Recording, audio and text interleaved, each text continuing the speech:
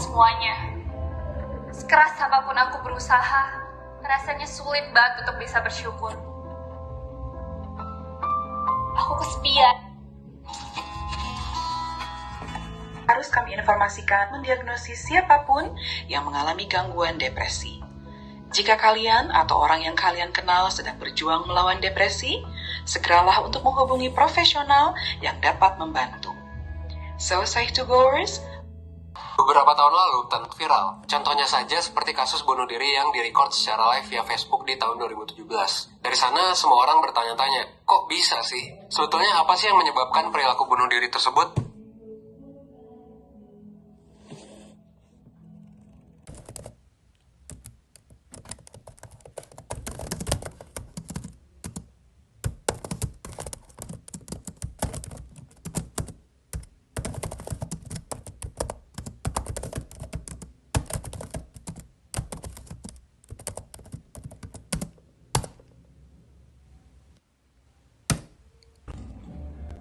Halo semuanya, kembali lagi bersama saya Psikologi Abing Mapaung akan memberikan edukasi mengenai seputar kesehatan mental kepada Anda.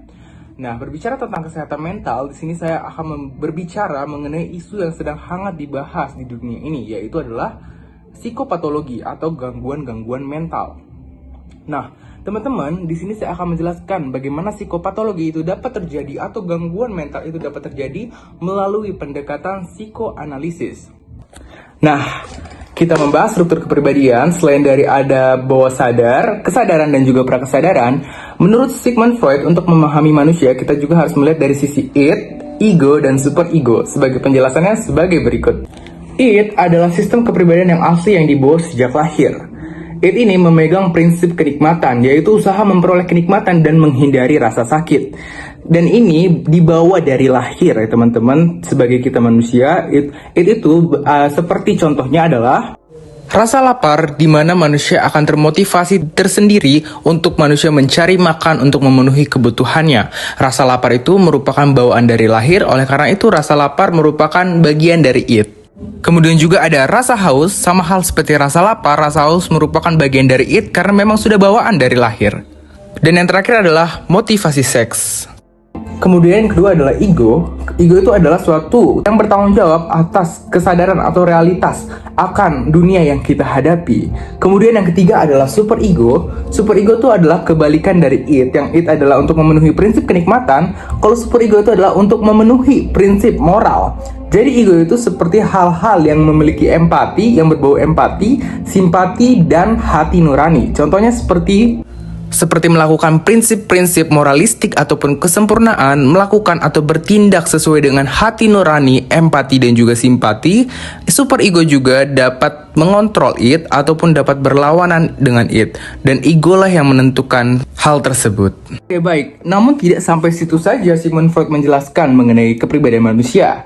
Nah, Sigmund Freud juga menjelaskan bahwa manusia itu memiliki perilaku untuk termotivasi mencari kesenangan dan menurunkan hal-hal yang berbau ketegangan ataupun kecemasan. Oleh karena itu, manusia itu memiliki 3 jenis kecemasan. Yang pertama adalah kecemasan neurotism, kecemasan moralistik, dan kecemasan realitas.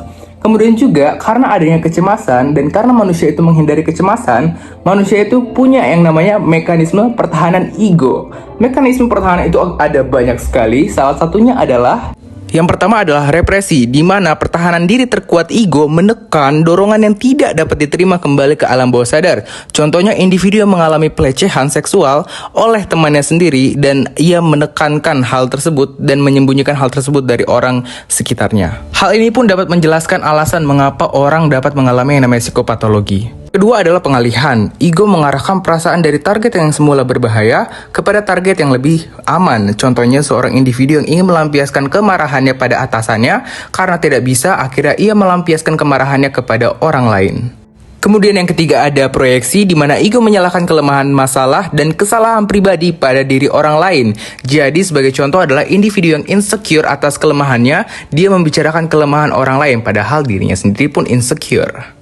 Dan masih banyak lagi bentuk mekanisme pertahanan ego yang dimiliki manusia. Kemudian juga kepribadian manusia juga terbentuk dari manusia itu lahir. Dimulai dari masa kelahiran pertama di mana manusia masih mengembangkan pada bagian erogen di bagian oral ataupun mulut seperti menghisap, menggigit dan masih banyak hal lain.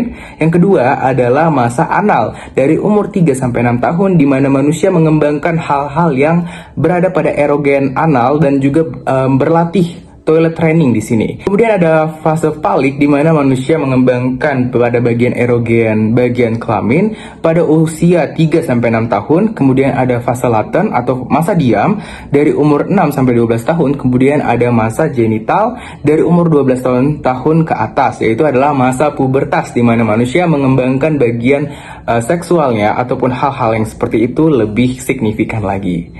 Nah, dari teori yang sudah saya jabarkan mengenai teori Sigmund Freud mengenai kepribadian, terlihat memang teori Sigmund Freud itu adalah hal yang masuk akal. Namun, meskipun teori kepribadian Sigmund Freud memiliki kontribusi yang signifikan dalam pengembangan bidang psikologi, terdapat beberapa kekurangan yang perlu untuk diperhatikan, seperti kurangnya bukti empiris yang menjadi salah satu kritik utama terhadap Sigmund Freud.